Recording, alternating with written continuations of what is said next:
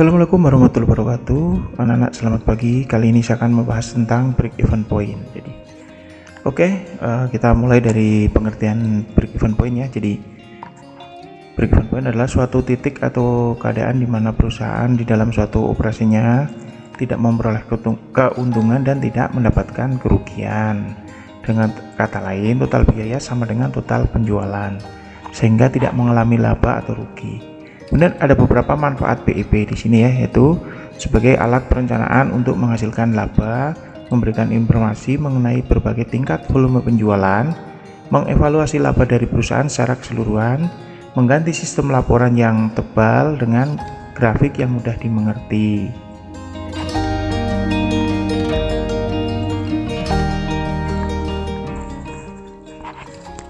Di sini ada beberapa hal yang harus diperhatikan sebelum menentukan harga jual.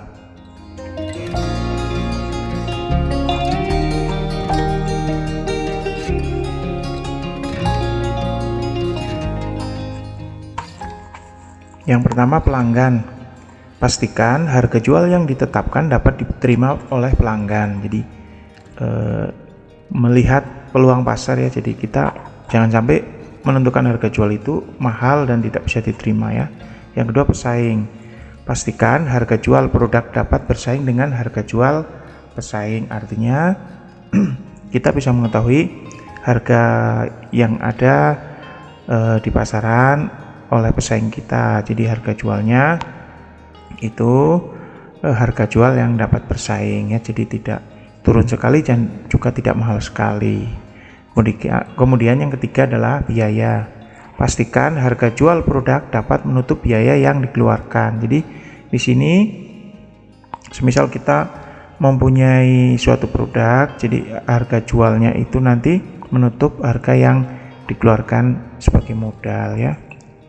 Jangan sampai modalnya lebih besar dari penjualan. Kemudian kemanfaatan untuk usaha, harga jual yang ditetapkan dapat memberikan keuntungan. Kemudian komponen perhitungan dasar BEP, ada fixed cost, merupakan biaya tetap atau konstan meskipun tidak ada suatu kegiatan produksi. Jadi contohnya adalah biaya tenaga kerja, biaya penyusutan mesin, dan lain-lain. Ini yang disebut dengan biaya konstan. Jadi ini biaya tetap ya, atau fixed cost ya. Kemudian yang kedua adalah variable cost, merupakan biaya per unit yang sifatnya dinamis dari tindakan volume produksi. Contoh, biaya bahan baku, biaya listrik yang kadang-kadang naik dan kadang-kadang turun. Kemudian selling price, merupakan harga jual per unit barang atau jasa yang telah diproduksi. Nah, ketika komponen ini yang menjadi dasar dalam menghitung BEP. Oke.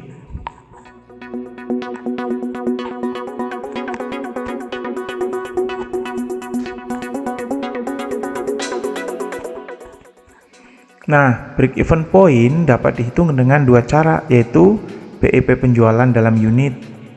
BEP unit adalah jumlah produk dalam unit yang harus terjual agar total pendapatan sama dengan total biaya produksi.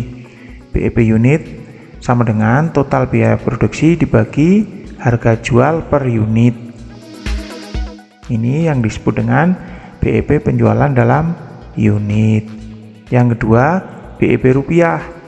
BEP rupiah adalah nilai harga jual minimal yang harus ditetapkan agar total pendapatan sama dengan total biaya produksi.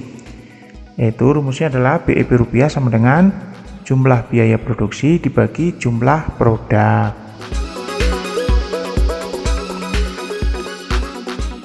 Contoh, sebuah usaha produksi rendang kemasan membuat rendang dalam satu kali proses produksi membutuhkan 10 kg daging yang akan menghasilkan 40 bungkus rendang dengan ukuran 250 gram. Biaya-biaya produksi yang dikeluarkan adalah sebagai berikut.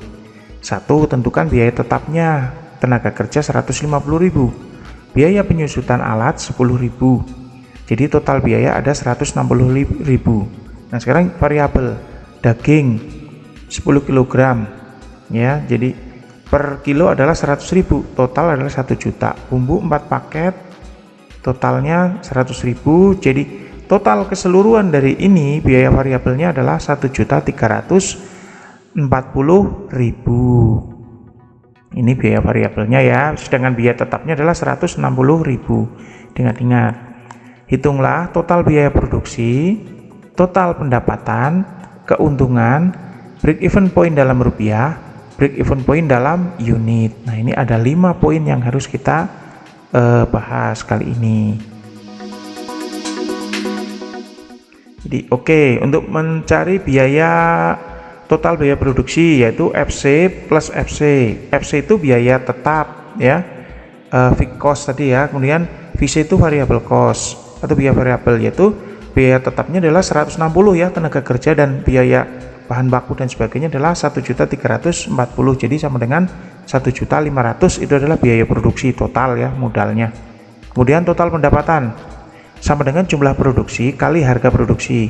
Semisal menjadi tadi 40 bungkus. Nah, harga produksinya adalah 45, maka totalnya adalah 1.800.000.